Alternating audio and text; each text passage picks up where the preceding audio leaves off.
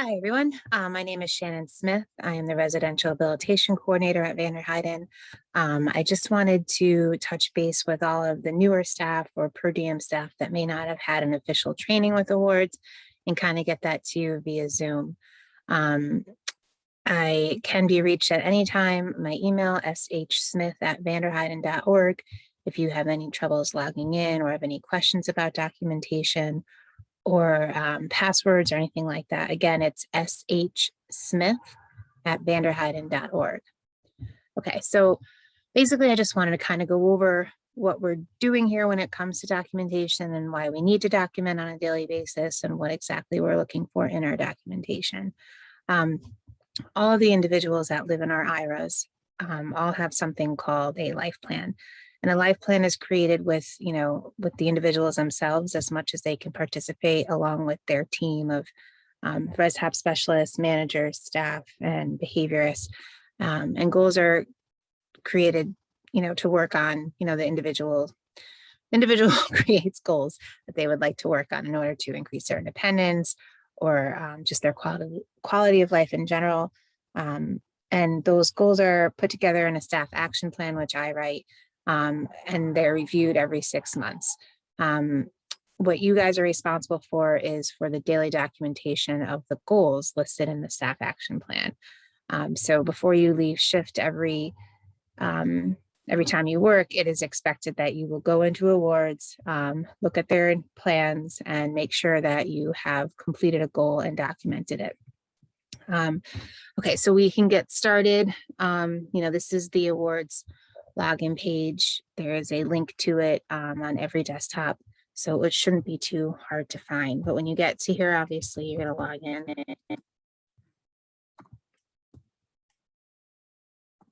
Sorry.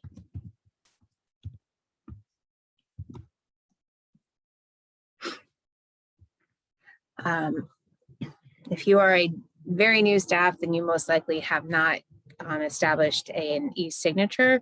And that is something you should do from the beginning because all of your notes are expected to be e-signed. So from up here, you look for your name, first initial, and click on e-signatures. Mine's already created, so this is going to be a little bit different looking.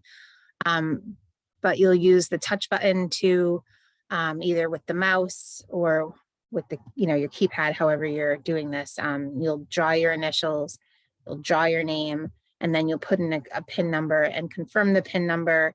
And for here, your default signature, again, this is going to look a little bit different. It should say new PIN, confirm PIN. And down here, your default signature will either be your initials, your full name, or if you don't want to use the image at all, it'll just be, your name typed. But it's important, to do this again from the beginning because all of your notes that you write they need to be e-signed. Okay. All right, so from the main screen, once you've set up your e-signature and your PIN number, you'll choose your program. A lot of programs are listed under me, but you're likely to have access to just the programs that you're working out of. There's Pauling, Ira, Philo, Van Hosen, Van Leuven, Woodlawn, Huntley are our 6 supervised IRAs. For again, training purposes today, I'm going to use the test supervised IRA program. Okay, so once your program has been chosen, again, I'm using a training program, so it will say whatever house that you're working in. You'll choose services individual tab. Do a click on that, and then a bunch of different options are listed here. Again, for our ResHab documentation, you're going to click on ResHab daily checklist. Okay, that will get you to where you need to be in order to do your daily documentation.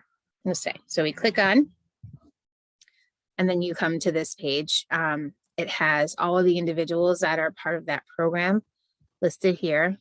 The display is how you want the checklist to be viewed, whether you want to see a daily view of it, a weekly view, or a monthly view. Again, the date, and then database is either data entry or reports. You're likely going to always be choosing data entry because you're going to be, entering your documentation. If you ever do want to take a look at a full, checklist, or if you want to see, how the individual has done over the course of the month. You would choose monthly display, report mode, and then you can see what the checklist looks over the course of the month. However, again, for our purposes of learning how to document and doing it, the appropriate way, meaning the day that you worked, the shift before you leave, you'll be daily display with today's date and in data entry mode. All right, so I'm going to choose an individual whose plan is up to date, Billie Holiday. Again, daily, today's date, data entry. Click on continue, and you'll see that Billie's plan is listed, all of her goals, and the frequency, and then the way that staff work on the goals. It's usually like a step-by-step of how to help the individual work on their goals, how often you're supposed to be doing it. Some of these frequencies are pretty specific, whether it be daily, 3 times a week, weekly, and some are pretty general, like ongoing. Regardless, again, it's important to stress that an individual needs to be working on their goals on a daily basis. Even if, if it's once in the morning or once in the evening or throughout the course of the day, something needs to be marked on a daily basis. So as a staff member, I would, make sure that you are doing a goal for an individual every shift that you work. All right. You take a look at the rating scale here. You could either choose I, S, A, or R. I is kind of representative of independent. Staff observe and or praise the individual for completing their goal without providing additional support.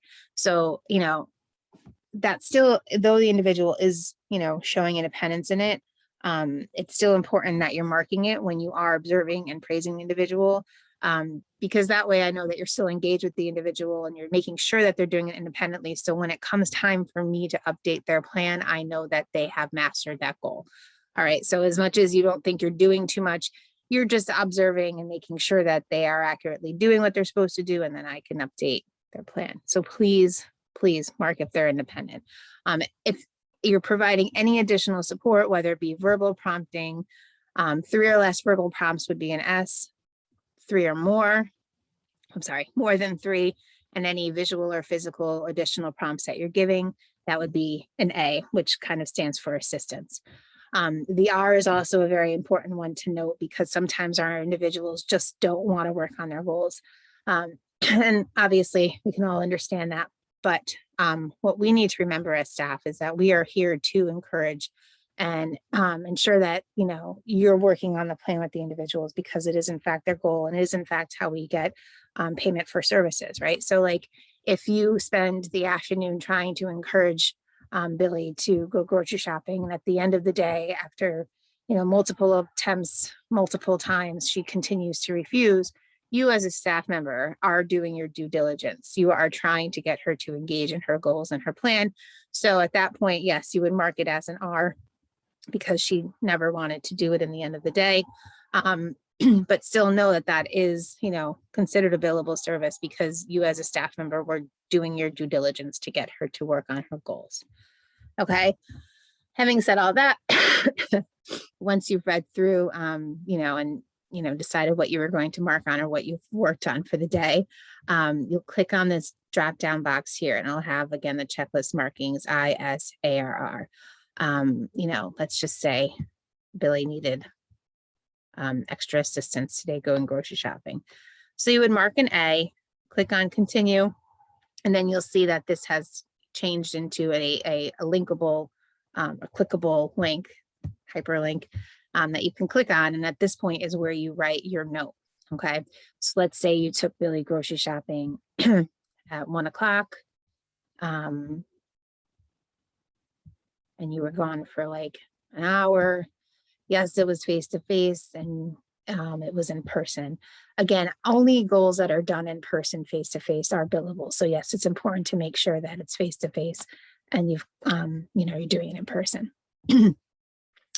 Once you fill that part in, all of the required boxes, you click on continue, and then you have this little note box here where you write, what you did, got the individual to work on their goal. All right. I'm writing staff action and individual response because those are the two components that are necessary every time you write a note. You have to say what you did as a staff member, how many prompts or what prompts worked, and how the individual responded to goal. Other than making that, genuinely billable service, it also gives me information because at the end of each month, I write these monthly summaries that I use at the end of 6 months to determine, what works best for the individual, if things need to change, if they've mastered a goal, or if they just flat out don't want to work on it anymore, because they do essentially have the right to, choose their plan. Like, this is a very person-centered program that we're working, with the individuals on things that they want to be working on. So if over the course of 6 months, they're refusing 80% of the time, chances are it's up for conversation again at their meeting. Okay, so again, we'll save our note here, and then it'll, kind of display the whole thing. It'll have the whole goal. It'll say what we chose. It'll have your note here, and then it'll have, your name and your position. Right here, again, this click to sign is very important. All notes need to be signed electronically. So again, this is where we go back to making sure that you have your e-signature and PIN already established, right? So you are the author and you approve this document, I think is, most likely what you'll be choosing here, the date and timestamp, and then your PIN number. Sign now. All right. So now your goal has been documented on, and you can go back to the checklist to see if there's anything else you need to be working on or that you've done with the individual. Again, it has to be returned to data entry in order for you to get the drop-down boxes. Okay. So I'm going to focus a little bit on this. Usually it's an S, which in this purpose is a staff support. Okay. This is therapeutic leave. I'm going to talk a minute about therapeutic leave and what it means to our individuals and how to document therapeutic leaves. Okay. So some of our folks have the opportunity to spend weekends with their family, go on vacations with the program, things like that. This is where that is reflected in your documentation. This is where you will mark that they're not sleeping in the house. Okay, so the most important thing for me when I look at this is, when is it marked? What days is it marked? And I use that information to fill out a census. And the census is submitted to our billing department, and they use the census to, bill Medicaid, right? So I need to make sure that this is reflective, this goal here, the staff support, whatever we call it, is reflective of only the nights the individuals are sleeping outside of the house, right? So say Billy goes home from Friday to Sunday. She leaves Friday afternoon. She comes back Sunday afternoon. All right, so on Friday, you might have already taken her grocery shopping or done something with her. That's great. That's fine. Mark the goal, do the note. But then Friday night, she goes and to her family's house for the weekend, right? So on Friday, you will be marking as an I, because, likely you just kind of set up the drop off for her, and then, she's with the family for the weekend, and you continue. And again, you mark it here. What time did she leave? Duration, it's not really a duration, so you don't have to really fill in that. And then you're going to say no face-to-face because, unless it was, that Friday, then yes, face-to-face. If it was on Saturday, then no, it was not face-to-face. She's on the home visit, but you still need to mark this for Saturday, even though she wasn't in the house, because that is how I see and how I can fill out the census for attendance. All right. So just say down here, PM. She went home on Friday at 5 p.m. Billy went on a visit. That's all you need to write, is that they're on a home visit with their family. Or if they're spending the weekend, oh my goodness, they're spending the weekend with a boyfriend or a girlfriend, or they are camping with other individuals in the house, they've gone on vacation, anything like that, you would mark there. And then again, you click to sign. I tend to take off the timestamp because I don't think we need to know that much information. And then sign now. So then, yes, you've officially documented for the home visit. So I'm going to say that one more time. Okay. For every night that the individual is sleeping out of the house, that is the day you mark this goal, right? So for Billy, she left on Friday. She's coming back on Sunday. So you would mark it Friday and Saturday. All right. On Sunday, do not mark the goal because she will be home on Sunday and she will be expected to work on a goal on Sunday. And staff will encourage Billy to work on her goal when she arrives back home. And again, if she refuses at the end of the day, she comes back at 8 o'clock at night, she's not in the mood to do anything, but you're telling her, you know, this is what we're supposed to do. These are the expectations, and she continues to refuse, then yes, it will be a refusal. But please do not mark that she was on a home visit the day that she returns to the house. Okay. That's pretty important because again, I use this information to fill out a census. And if it's marked that she was sleeping outside of the house on Sunday, when in reality she was at